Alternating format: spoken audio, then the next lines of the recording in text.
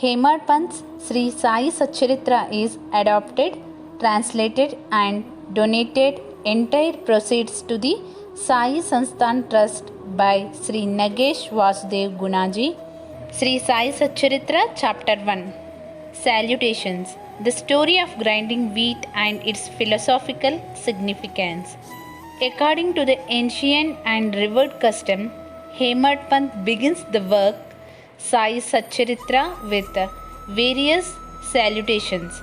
First, he makes obeisance to the god Ganesha to remove all obstacles and make the work a success, and says that Sri Sai is the god Ganesha.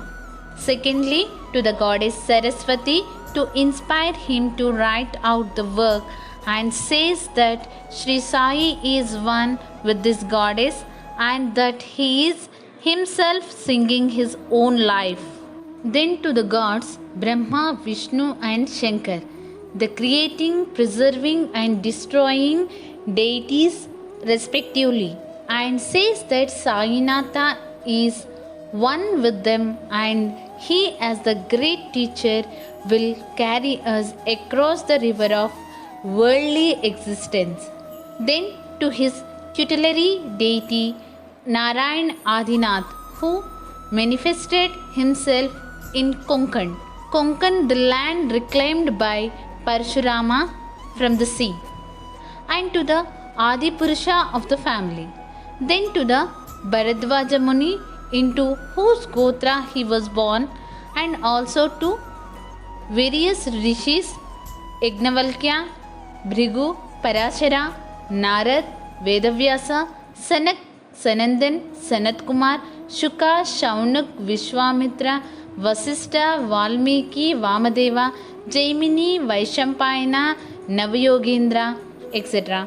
And also modern saints such as Nivriti, Gnanadev, Sopan, Muktabai, Janardhan, Eknath, Namdev, Tukaram, Kanha and Narhari, etc.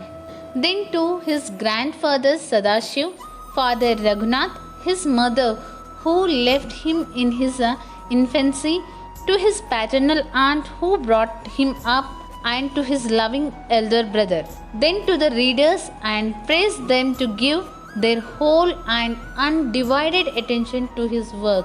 And lastly, to his Guru Sri Sainath, an incarnation of Sri Dattatreya, who is his sole refuge and who will make him realize that Brahman is the reality and the world an illusion, and incidentally to all the beings in whom the Lord God dwells. After describing in brief the various modes of devotion according to Parashara, Vyasa and Sandilya, etc., the author goes on to relate the following story.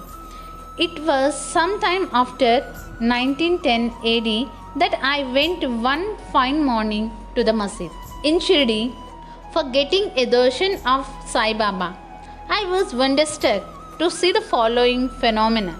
After washing his mouth and face, Sai Baba began to make preparations for grinding wheat. He spread a sack on the floor and thereon set a handmill.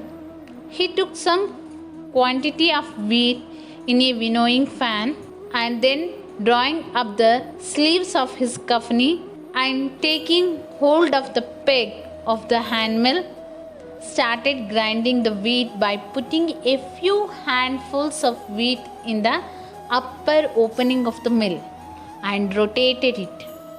I thought, what business Baba had with the grinding of wheat, when he possessed nothing and stored nothing, and as he lived on alms. Some people who had come there thought likewise, but none had the courage to ask Baba what he was doing.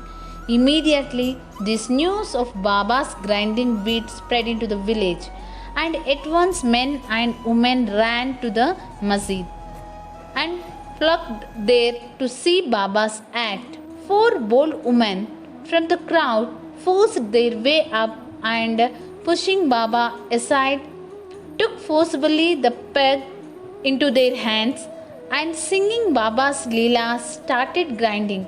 At first, Baba was enraged, but on seeing the woman's love and devotion, he was much pleased and began to smile. While they were grinding, they began to think that Baba had no house, no property, no children, none to look after, and he lived on alms. He did not require any wheat flour for making bread or roti. What will he do with this big quantity of flour? Perhaps, as Baba is very kind, he will distribute the flour amongst us. Thinking in this way while singing, they finished the grinding, and after putting the handmill aside, they divided the flour into 4 portions and began to remove them one per head. Baba, who was calm and quiet up till now, got wild and started abusing them, saying, "Ladies, are you gone mad? Whose father's property are you looting away? Have I borrowed any wheat from you so that you can safely take the flour? Now please do this. Take the flour and throw it on the village border limits." On hearing this, the women felt abashed and, whispering amongst themselves, went away to the outskirts of the village and spread the flour as directed by Baba. I asked the Shirdi people what was this that Baba did. They replied that as the cholera epidemic was spreading in the village, and this was Baba's remedy against the same. It was not wheat that was ground, but the cholera itself was ground into pieces and pushed out of the village. From this time onwards, the cholera epidemic subsided and the people of the village were happy. I was much pleased to know all this, but at the same time, my curiosity was also aroused. I began to ask myself, what earthly connection was there between wheat flour and cholera? What was the causal relation between the two, and how to reconcile them? The incident seems to be inexplicable. I should write something on this and sing to my heart's content Baba's sweet Leelas. Thinking in this way about this Leela, my heart was filled with joy, and I was thus inspired to write Baba's life, the Satcharitra. And as we know, with Baba's grace and blessing, this work was successfully accomplished. Philosophical significance of grinding. Apart from the meaning which the people of Shirdi put on this incident of grinding wheat, there is, we think, a philosophical significance too. Sai Baba lived in Shirdi for about 60 years, and during this long period, he did the business of grinding almost every day. Not, however, the wheat alone, but the sins, the mental and physical afflictions, and the miseries of his innumerable devotees. The 2 stones of his mill consisted of karma and bhakti, the former being the lower and the latter the upper one.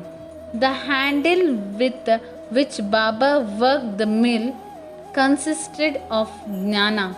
It was the firm conviction of Baba that knowledge or self-realization is not possible unless there is the prior act of grinding of all our impulses, desires, sins, and of the 3 gunas, that is sattva, rasa, and tama, and the ahamkara, which is so subtle and therefore so difficult to be got rid of. This reminds us of a similar story of Kabir, who, seeing a woman grinding corn, said to his guru, Nipat Niranjan, I am weeping because I feel the agony of being crushed in this wheel of worldly existence like the corn in the handmill. Nipat Niranjan replied, Do not be afraid. Hold fast to the handle of knowledge of the mill as I do, and do not wander far away from the same, but turn inward to the center, and you are sure to be saved.